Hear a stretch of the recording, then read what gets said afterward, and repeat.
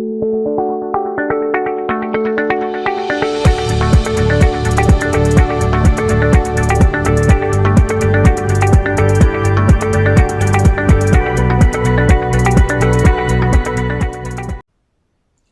and welcome to Virtual Investor Conferences. On behalf of OTC Markets, we are very pleased you have joined us for the Precious Metals and Critical Minerals Conference.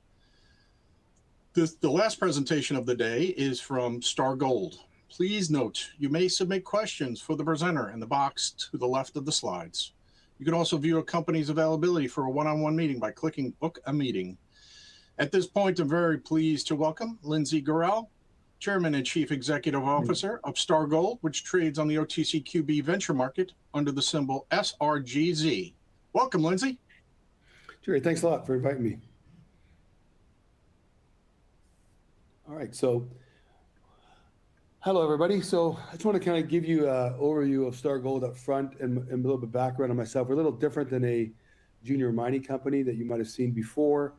My background is I've actually developed and built 3 mines already in my life.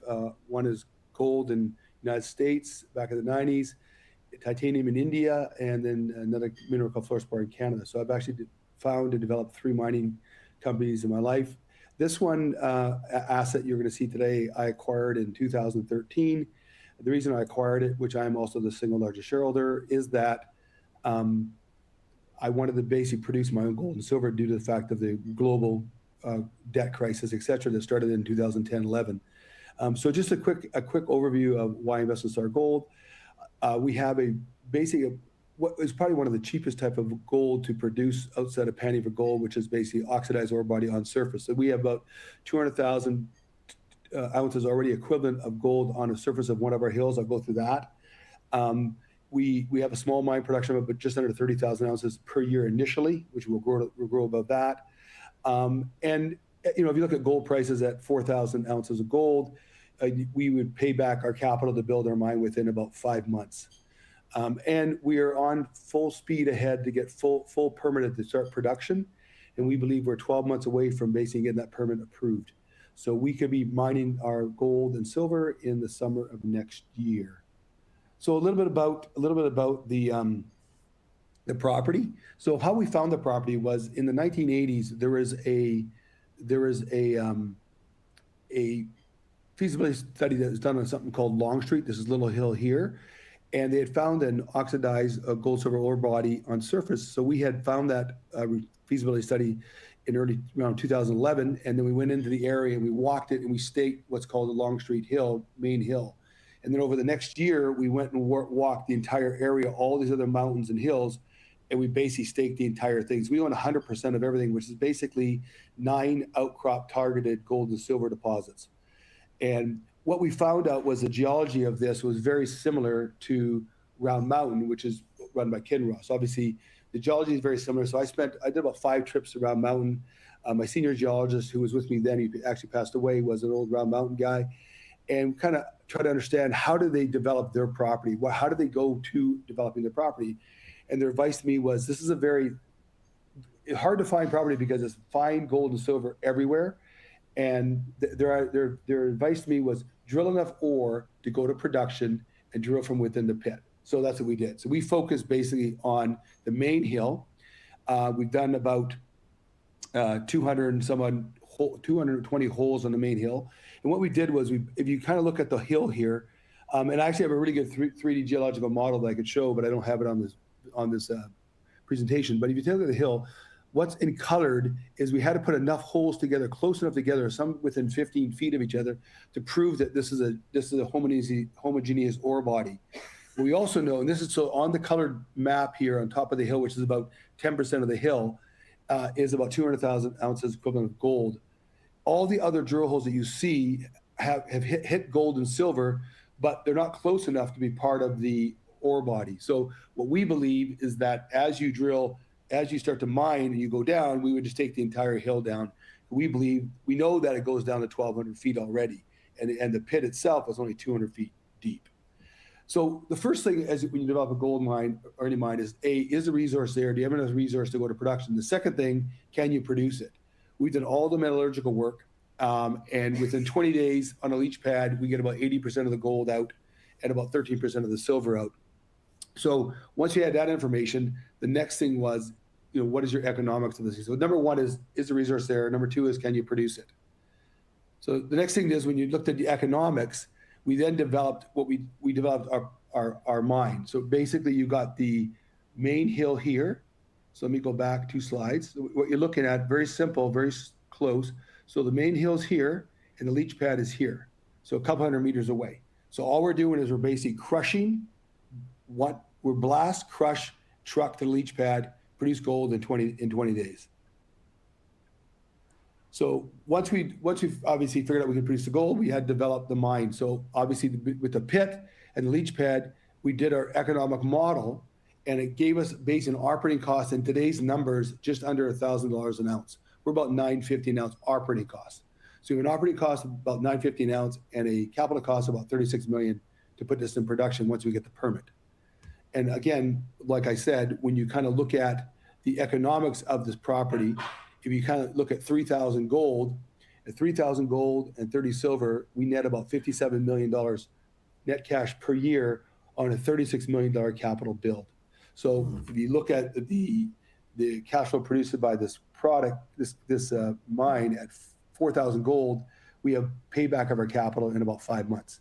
So creating about 85 million net cash, which in today's world is about 80 cents a share under what we have today in the market. So again, the key thing, there's 4 key buckets, right? Resource, is it there? Yes. 2, can you produce it? Yes. Metallurgical. 3, economically, does it make sense to build? Yes. Low operating costs, low capital costs.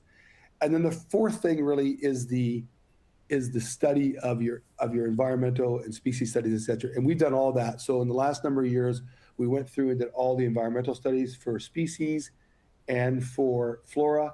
We also did all the cultural studies. So we have all those studies done that allow us to move forward onto permit. I'll go through that in a second. So as a snapshot, this is sort of where we are today. This is the economic model of today, the economic model of the thing. And if you look at the future and what you have, so if you take a look at the main zone, so you got the main zone here, which is where we have the majority of our ore body. And then if you look at north, we went over to north and we drilled 3 holes at north. We believe these hills are connected. So we drilled 3 holes at north, showing mineralization down to 400 feet. So we know that there's 9 surface ore bodies. We know that main or Longstreet is to depth, and we know that main is to depth. So we believe this is a lot bigger, a lot more ounces than we have already today. So if you kind of walk around and look, Cypress Ridge, which is here, which is a little bit higher hill, it has 3,600 feet of outcropped multi-vein system at 0.36 ounce a ton, 20 foot wide. So that itself is a massive vein that we'll go drill that once we go into production and start producing cash flow. And then you look at Red Knob, which is just a little bit south of Maine. Its assays on surface are similar to Maine. And then Opal Ridge on the other side is a little bit finer, a little bit lighter grade than Maine, but all these have outcrop. And then if you jump over to north, which is the other ore body we want to drill extensively, the outcrop is about 3 times higher ounces per ton than Maine. So we believe that these for sure are connected somewhere down below. So again, the idea is, based on what we saw at Round Mountain, was to turn around and get an ore body to go to production and drill from within the thing. I think we just had a question. So I'm talking about this question just came in. It says, do you have much of an understanding of the feeder to the system, where it might be? We believe that the feeder is, so we just go back to the other slide, which is easier to see. So we know, based on Round Mountain, what they found is that we believe the feeder is somewhere down in through here somewhere. We think that as a volcanic collapse and everything came up, that as you take a look at Maine and north, which have the higher grade ore on surface and also some of the depth, we believe the feeder might be down here. So obviously the idea is that we start to mine the Longstreet main hill, start bringing it down, drill from within, drill over on north, and then bring this mine together. So if you go back to Round Mountain and look what they started with, they basically had two hills, and now it's a quarter mile deep. So again, they came down through the hills, mined everything, went down, found the feeder, etc. There's a question on the environment. Let me get that in a second. So if you look at where we are today, we have filed our plan of operations. I'll get back to the people. Our plan of operations with the Forest Service, etc. So what we have right now is, let's go back. So like I said, we've done all the wildlife and biological studies. So there's nothing in wildlife or biology that would stop the permit, number one. Number two, we didn't have to do a bat study because there's an additive with bats. So before we start production, we had to let the bats out, release the bats, etc. The next study we did was cultural and archaeological. So what's important was, is there an Indian burial ground there or not? So we did cultural archaeological studies. Those studies said that there's nothing on site that would stop us from getting a permit. So again, the three biggest studies are obviously your wildlife, your biological, and your cultural. All three are done. All three say nothing's impeding us there. The last thing we did was, one of the things that people forget about is water. So to be able to permit for water with the state takes time. But in our basin, we're quite lucky. There were two families, a rancher and a farmer, that had basically private water rights. So we went out and negotiated and bought private water rights. So we own all our own private water rights to go put this mine in production for the leach pad. So again, if you look at the question that came back was, what feedback have you received so far from USSF, NEPA, et cetera, local stakeholders? Basically, local stakeholders are on side, because the only two local stakeholders really are those two, either farmer or cattle rancher that we own water rights from. We worked very close to USSF on obviously all the studies we've done, and we filed what's called the plan of operations. And the plan of operations, we believe, will be approved by the government in early March. Once we get that plan of operation approved in early March, that's the final things we got to get done to file our final permit, which we think we can get all the work done by this September, October at the latest to file. So go back to the question was, what feedback have you received so far from the USFS, NEPA, local stakeholders, and do you foresee any issues around water, ARD, reclamation requirements? So the question is, on the feedback from USFS, NEPA, we think that's fine. Water, we own our own water, which is important, allows us to move through things quicker. And ARD, et cetera, we have where our leach pad will be. We believe that the reclamation bonds and that kind of stuff won't be that high. So again, we kind of look through all that. So again, step through it all, go back. We have a resource, yes. We have produce it, economic models, really good, and we have the environmental clearance. So again, the idea is that once we get the PO, which will be a major event for us, so we hope we get this announced in March, that'll be a major catalyst at the next level that lays out the last few things we got to get done to get our permit filed this September, that then get the permit approved, and hopefully, if everything goes according to plan, under the current scenario with the Trump administration and administration on fast permanent basis. In fact, we have a lot of silver too. We may be mining by next summer, which means that we could be producing cash flow to this company by next September. So again, a little different than a lot of other junior mining companies. We're also just in the middle of finalizing a financing, which I've put in. I'm $500,000 of that financing myself. So if you go look at the insiders of this company, we funded a company continuously for the last 10 years. We have never sold any shares, so we're 100% in with the shareholders. So we're in the exact same position as a shareholder. So obviously the whole focus for us is to get the permit, get the production. So you kind of look at the catalyst going through. Plan of operations approved hopefully in March. We have to go back in. We drill our water wells, prove that we have enough water to produce water, which we do. So we produce the water wells, get that proven. We then drill our monitoring wells, which gives us monitoring for our leach pad and our breakdown. We then work through. Let me go back to it here. Sorry.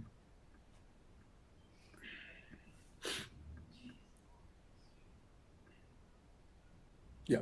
So basically on the plan of operations, we're doing basically four more things. Like I said, water well drilling. So we have identified where the water is going to come from. We now drill the wells to make sure we have enough feed per well. So we have to do another well. We expand to maybe a third well on that side. So we get that done. That's proven, ticked off. We have the water.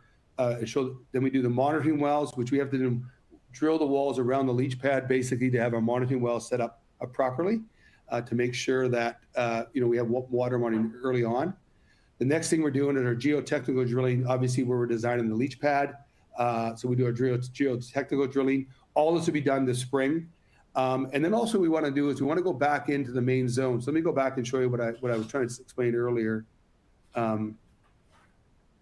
If we go into the main zone, and you look at that drill hole log. So like I said, these are all in the resource because the drill holes are very close together. As you get wider apart, because of the resource we have, you have metallurgic, you have gold and silver mineralogy below the pit, but you can't prove it's homogenized. So what we're doing, we're coming back in and we're drilling in this piece here, mainly because we know that the grades are getting higher as we're going down slope and down depth. So we're gonna come in and we're gonna fill this in over here and add a lot more resources to our thing. So let me go back. We have quite a few questions here. So let me see if I can grab a few of them here. So someone asked, what is the current capital raise? Well, we're closing our capital raise. Will be closed on Monday. So we've basically completed it. That'll be closed on Monday. I don't think I can publicly say the price, so I don't have that out there. So, but if you have interest, just ping me. But we are closing on Monday, our financing, which will give us enough. We're raising enough money to get the permit. So if you think about the catalyst again, currently we came up with a new resource in December. We'll come up with our PO approval hopefully in March. That's a major catalyst. Then as the next 6 months, 7 months go by, we'll be announcing things like our water's been proven. We've done this hole. We've done more drilling on a resource, expansion of resource. We've done our work on our mine design. We've done our work on our final, putting together our studies, etc. We've got a couple upgrade of our studies we've got to do late this spring, early summer. We'll get those done and then compile the document to file hopefully this fall. And then obviously it's just time to get the final permit. Someone said, how important is the strategy that the Longstreet is 100% owned? It's a single asset story in tier 1 jurisdiction. So I don't think it's a single asset story. I think if you go back and look at the ore body itself, what we're trying to explain to everybody is the asset we drilled is the main asset. What you have is a number of, so it's not a single asset because you have 9 separate ore bodies that we believe is here out of this area that we basically walked and staked over a year. So I think the idea is that we would drill out the main Longstreet, get that in production, drill that out, go down, do no slope and try to tie it together. So I think it's important. I think it is important that it's 100% owned because right now, if we want to raise money at some sort of ownership split or something, we have ability to do that. We're not doing that, but we could do that. The second thing is that obviously, because have you heard it from when I started at the very beginning, I've developed and built 3 mines in my life already from scratch. So I understand jurisdiction. I understand why I picked Nevada back in 2012 when we started looking for a project. And this is why I picked this jurisdiction, because it's a jurisdiction you can get a permit on. So I think that's really, really important. So I think those are important pieces of that. A good question. If Longstreet performs as planned and satellite targets convert, how big could this operation realistically become in terms of annual gold equivalent production and overall time frame? I think what we believe is this. So here's what we got. So here's our drill hole data. So if you look at the drill hole data, so what we have is we do know that on main, obviously we have an ore body on top and it's down depth and down slope. And we do know the 400 foot holes we put on north all have mineralogy, gold, silver, and at top is almost 3 times as high grade as main. So the question was, what do you see this could become? Well, if the drill holes on main alone, if it's one ore body, if those drill holes that are far apart, they're saying that seeing gold and silver equivalent grades that we have now, you could find yourself having maybe 800,000 ounces of gold equivalent on just the main hill. If you take that ore body and bring it down down to the bottom of the hill. Again, that's the bottom of the hill. That's not going deeper. And then if you jump over to Maine and assume that Maine, which is about the same size, it ends up being the same grade as so, this could be a lot. It could be a lot bigger than what we're doing. So remember, the reason we're doing it the way we're doing it is when I went to Round Mountain, I spent a lot of time understanding how they develop their property. They said very simply, get the production, make the money, and expand. So what you'll see is we're going to go out and probably drill. And before we go into production, we'll be drilling some of the north next year. So we'll drill out some of the north. And we want to prove up a lot more resources at depth, both in Maine and that. How lucky is it that you will have all permits necessary to go into production in mid-2027? Again, that's always a risk. What we do know is that when it comes to what can stop a mine, there's always things that can stop a mine. I've built 3 in my lifetime, and the 2 main issues are external, i.e. people around you, and 2, the government on studies, etc. So what we do know is we have really good people around us that are for the mine. That's positive. I've been in my life before where that wasn't the case. So in this case it is. So that's great. So your stakeholders, not just us, the shareholders and around you, are for it. And then when it comes to your environmental studies and your cultural studies, we found nothing to date, we found nothing on all the studies that would impede us from getting the permit. So there's nothing there that says that we have something that will stop us from getting the permit. So by mid-27, I can't say it's a percentage. If you assume that the Trump administration is true on their word that they're fast tracking these permits based on Small Mines Act and some stuff they put out just actually yesterday on the critical mineral silver, you could logically be in production in 2027 summer. That's not 100% though. So that, but again, that is a possibility. Let's not say it's for sure. Maybe it's late 27, but there's nothing in between now and then that will stop us. It's just time. So the risk I see on Star Gold is 2, is time and gold price. So under my scenario, if you look at the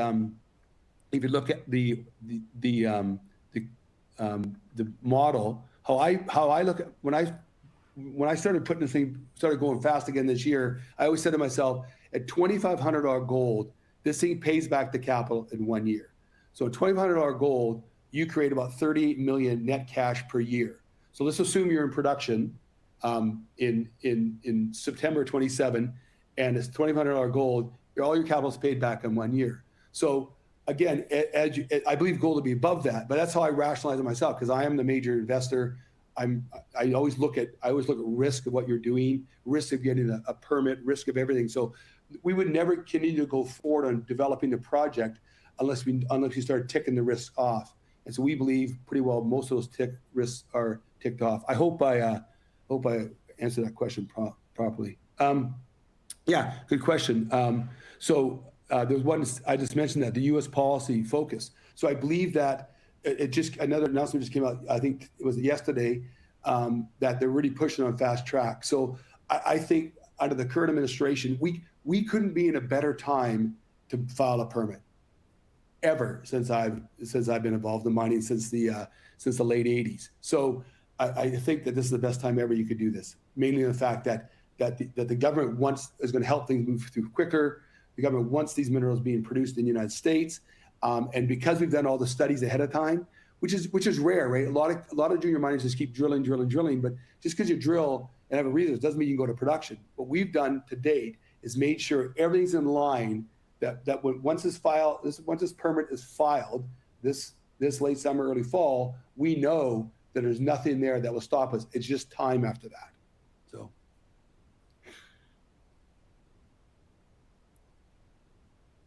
A great question. Someone just saw our news release. We just expanded the leadership team.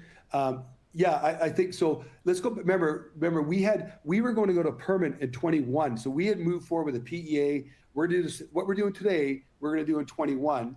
And we had a pretty good team then. And then when gold went down, we just parked the asset. We said, look, asset's great. Let's just park it.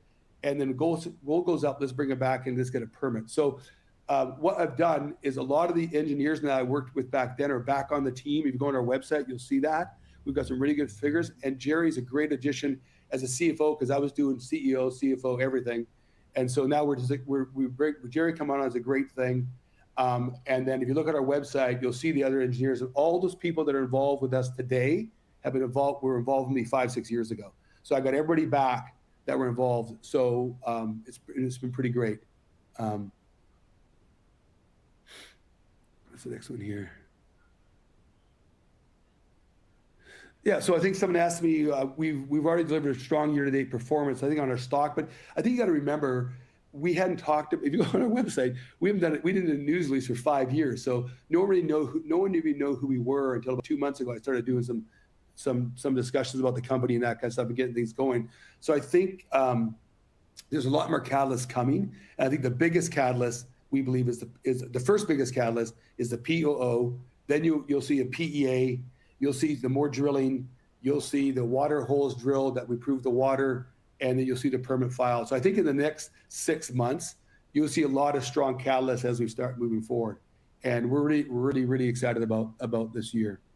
Someone asked about financing. We're actually in the middle of financing. I can't say the price, but we'll close on Monday. So we'll have enough money in the bank, and all the debt will be gone. So the company will have zero debt, all the money we need in the bank to basically go to permit. And that was the focus of what we've been doing the last month.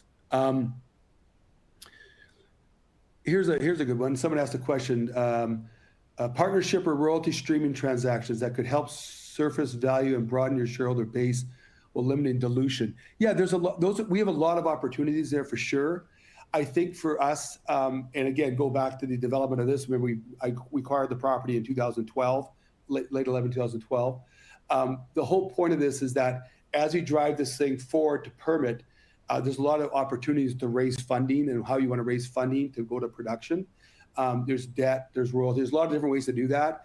And as you see with the filings, you'll see another 8K filing with me probably next week, because I am the pretty big investor in this financing. You'll see that we have a lot of opportunities to do that, to make sure that we want to raise the money the best way for the shareholders, because we are all the insiders are shareholders. We've never sold a share, and the whole focus of this whole thing from the very beginning was to get a mine into production, and that's what we're doing now. So let me see if I answered all the questions. Sorry. Okay, yeah. Given the low strip ratio, simple open pit, heap leach flow sheet, and potential improvements in silver recovery to around 60%, how do you see Longshoot's margin profile stacking up?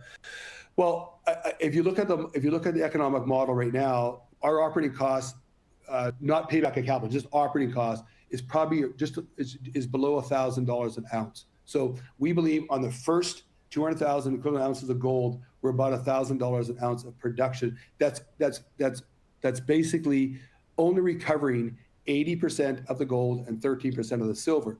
We do know that when we did the work with McClellan a number of years ago, that if we crushed a little bit more, we could get more silver and possibly a little bit more gold. We didn't put that in our PEA or our model in 21 because gold was $18, and it didn't make sense to add more cost to the production to get something else. But now, with gold being where it is today, we actually are doing some tests this March to prove that we can extract more silver and possibly more gold. And then that's why when I said we'll do a new PEA, that PEA will probably be done in April, because we want to have our new testing done to show that we can recover more of the silver and maybe a little bit more of the gold. So that will change the economics of the mine a lot better than it is today, which is still really good.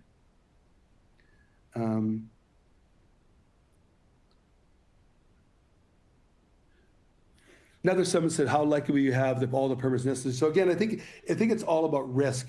As again, I'm done this as my fourth one, and it's all about risk. And I believe that we've ticked off all the risks. So biology, species, archaeological, and water, all those things are done.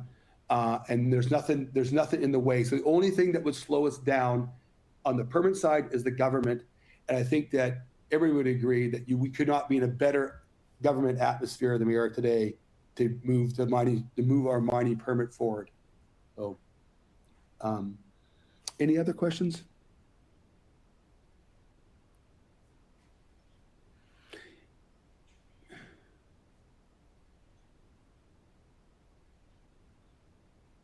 Oh, that's a good question. Your new CFO has helped raise hundreds of millions across prior public companies.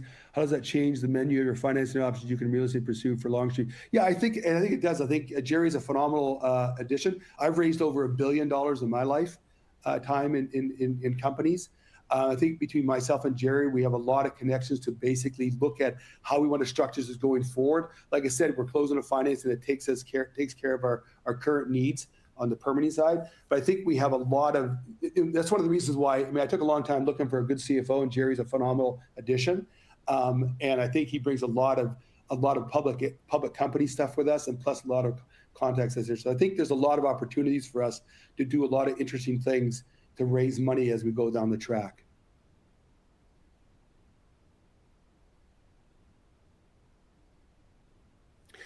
Here's a question. With most baseline studies complete and hydrology, geochemistry work underway in 2026, what are the remaining key de-risking milestones investors should watch over the next 6 to 12 months? I think the de-risking is us announcing things being finished. So I think the key is the POO. So the plan of operations, we hope will be approved. I had a site tour with the government on site just before Christmas. We had 3 conversations, and we believe that they would approve everything we want to do, and that should be done hopefully early March. That's a catalyst. Once that's proven, then we go ahead and do those things, which is basically all the other things we want to get done, including things outside of that, which is like PEA, and we'll do a bigger resource. So we have 3 things going on. We'll have basically all the stuff we got to get done to get the permit filed and things approved. Then we'll have our resource drilling on the bottom, coming down that hill to basically pick up that triangle. We think the grades are getting larger and larger. And so I think you'll see a lot of catalysts over the next 6 months. Hopefully in 6 months or 7 months, the actual filing of the permit, which is a big one. And then next year, or early next year, while the permit is basically being moved through the process, we do want to go in and drill a little bit more on north, just to expand those 3 holes we did to go down 400 feet. Because if we can drill a couple of deeper holes there and show mineralogy all the way down to say 1,000 feet, then that really gives you the idea that those 2 hills are connected, and there's a massive feeder somewhere below that.